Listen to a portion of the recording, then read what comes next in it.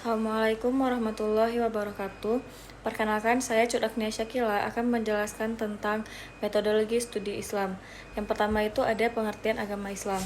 Islam berasal dari bahasa Arab aslama yuslimu islaman yang berarti tunduk, berserah diri, mengikuti, dan keselamatan.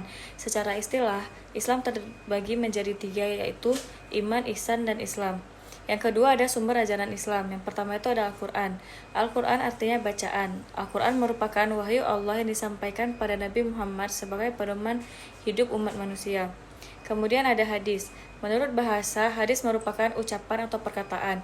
Adapun menurut istilah, hadis merupakan ucapan, perbuatan, atau takrir Rasulullah yang dicontoh oleh umatnya dalam menjalani kehidupan.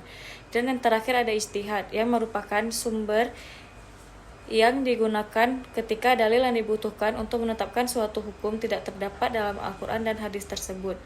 Kemudian ada karakteristik ajaran Islam. Yang pertama ada dalam bidang agama, yaitu mengajarkan kepercayaan kepada Tuhan dan hari akhir, yaitu menyuruh berbuat baik dan mengajak pada keselamatan. Kemudian ada bidang ibadah, yang berarti bakti manusia kepada Allah karena didorong dan dibangkitkan oleh akidah tauhid. Kemudian ada bidang akidah, yang meliputi keyakinan dalam hati tentang Allah sebagai Tuhan yang wajib disembah, ucapan dengan lisan dalam bentuk 2 kalimat syahadat. Kemudian ada bidang ilmu dan kebudayaan, yaitu karakteristik ajaran Islam dalam ilmu dan kebudayaan bersikap terbuka, akomodatif, tetapi juga selektif. Kemudian ada bidang pendidikan, yang dimana Islam memiliki rumusan yang jelas dalam bidang tujuan, kurikulum, metode, guru, dan sarana. Kemudian ada bidang sosial, yang dimana Islam mengajarkan setiap umat untuk hidup damai dan sejahtera. Dalam bidang ini, Islam menjunjung tinggi tolong-menolong, saling menghargai hak dan kewajiban, kesetia kawanan, dan kebersamaan.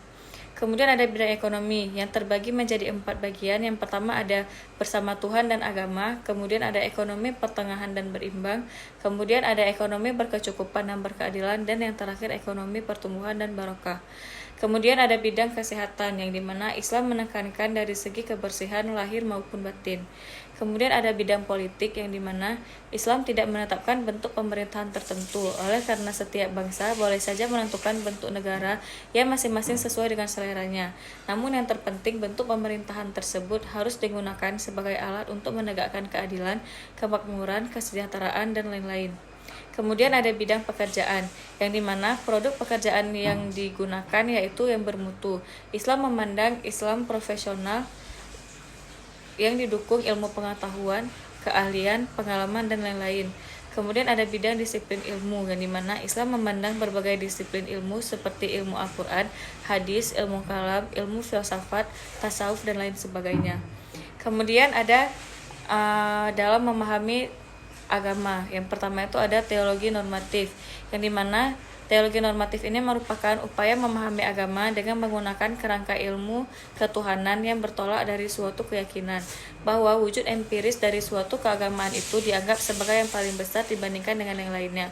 Kemudian ada pendekatan antropologi, di mana salah satu upaya memahami agama dengan cara melihat wujud praktik keagamaan yang tumbuh dan berkembang dalam masyarakat. Kemudian ada pendekatan sosiologi, yang dimana mempelajari hidup bersama dalam masyarakat. Pendekatan sosiologi dalam memahami agama dapat dipahami karena banyak sekali ajaran agama yang berkaitan dengan masalah sosial. Kemudian ada pendekatan historis, yang meninjau suatu permasalahan dari sudut peninjauan sejarah dan menjawab permasalahan serta menganalisisnya dengan menggunakan metode analisis sejarah. Kemudian ada pendekatan psikologis, yang merupakan usaha untuk memperoleh sisi ilmiah dari aspek batin pengalaman keagamaan. Kemudian ada ruang lingkup bidang kajian Islam, yang terbagi ke beberapa bidang. Yang pertama ada bidang fikih, yang terbagi menjadi 2, yaitu pertama fikih ibadah, yang merupakan pengenalan tentang cara pelaksanaan rukun Islam. Yang kemudian ada fikih muamalat, merupakan pengenalan tentang makanan dan minuman halal juga haram, kemudian cara jual beli, pinjam meminjam, dan lain sebagainya. Kemudian ada kajian fikih, yang dimana yang pertama ada sanad atau tokoh, yang mengkaji tokoh periode hadis yang sering disebut rijal al-hadis. Kemudian ada teks atau matan, yang berfokus terhadap makna teks hadis. Kemudian ada kitab hadis, yang dimasukkan dalam objek kajian hadis karena hadis tersebut terdokumentasi dalam kitab yang bersangkutan. Kemudian ada studi jawaban hadis, yang merupakan kajian yang dilakukan di wilayah atau negara tertentu dalam kajian Islam. Kemudian ada ruang lingkup tasawuf yang meliputi usaha hamba dalam membersihkan hati dan penyakit hati, serta termasuk di dalamnya proses usaha juga ikhtiar. Kemudian ada ruang lingkup sejarah Islam. Yang pertama ada membicarakan tentang manusia, waktu, serta ruang. Ruang lingkup sejarah adalah semua usaha manusia pada suatu waktu dan pada tempat tertentu. Kemudian ada ruang lingkup filsafat yang menjangkau semua unsur dan aspek kehidupan manusia yang dijalani sehari-hari. Kemudian ada ruang lingkup kajian tafsir, yang dimana objeknya yaitu Al-Quran dan mencakup seluruh ilmu Al-Quran seperti asbabun nuzul dan korelasi ayat. Mungkin sekian presentasi dari saya, semoga dapat bermanfaat untuk kalian semua dan juga saya sendiri. Saya akhiri, Assalamualaikum warahmatullahi wabarakatuh.